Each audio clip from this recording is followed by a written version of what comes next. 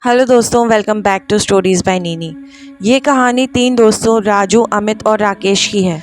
तीनों को स्विमिंग करने का बहुत ज़्यादा शौक था। जो राजू और अमित थे वो तो बहुत अच्छी स्विमिंग जानते थे, पर राकेश अभी नई नई सीख रहा था। ये लोग रोज़ स्कूल के बाद अपने पास की नहर में स्विमिंग करने के लिए जाते थे। ये नहर एक बड़ी नदी से जुड़ी हुई थी, जिसमें पानी कभी भी अचानक बढ़ जाता था और कभी भी घट जाता था।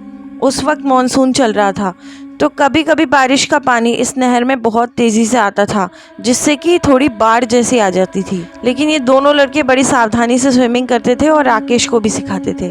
एक बार इसी तरह से तीनों स्कूल के बाद स्विमिंग कर रहे थे कि राकेश बोला कि मुझे आज थोड़ी देर तक स्विमिंग करनी है। इस पर राजू और अमित बोले, चलो ठीक है, अगर तुझे करनी तो कर ले, लेकिन टाइम से घर पहुंच जाना। तो राकेश बोलता है, हाँ ठीक है, मैं टाइम से घर पहुंच जाऊंगा।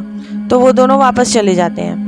अब अगले दिन राकेश के मम्मी पापा का स्कूल में फ़ोन आता है कि राकेश क्यों नहीं आया घर पे। तो सभी लोग चिंतित हो जाते हैं। राजू और अमित को बुलाया जाता है और वो उनके घर वालों को सारी बातें बताते हैं। फिर सभी घर वाले नहर के पास जाते हैं और बहुत खोजते हैं, लेकिन उन्हें कुछ भी नहीं मिलता। ज़्यादातर लोगों को यही लगता है कि राकेश खुद ही कहीं चला गया है, तभी उसने देर तक स्विमिंग करने की ज़िद की थी। खैर, उसके घर वाले और पुलिस दोनों मिलकर राकेश को ढूंढना जारी रखते हैं। अचानक एक दिन फिर से राजू और अमित नहर के पास जाते हैं शाम के समय स्विमिंग करने। तो उन्हें अचानक से राकेश खड़ा हुआ दिखाई देता है, जो नहर की दूसरी तरफ खड़ा हुआ मुस्कुरा रहा था। वो उन्हें देखकर हाथ भी हिलाता है। तभी राजू उससे बोलता है, राकेश तू घर क्यों नहीं गया? तेरी मम्मी बहुत ज़्यादा चिंतित है, तुझे तुरंत घर जाना चाहिए।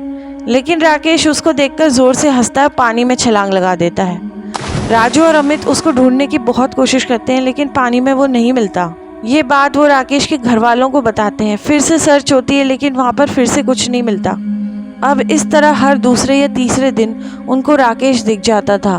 फिर एक दिन अमित ने बोला कि ये राकेश नॉर्मल नहीं है, क्योंकि ये कुछ भी नहीं बोलता, हमें देखकर ज़ोर ज़ोर से हंसने लगता है और हमेशा एक ही स्पॉट में ये जाकर कूदता है।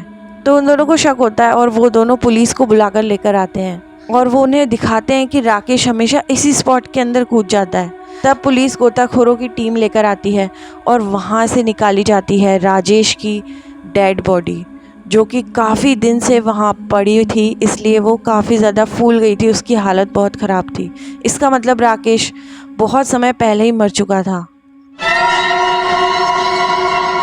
तो ये थी आज की horror story. Thank you for listening.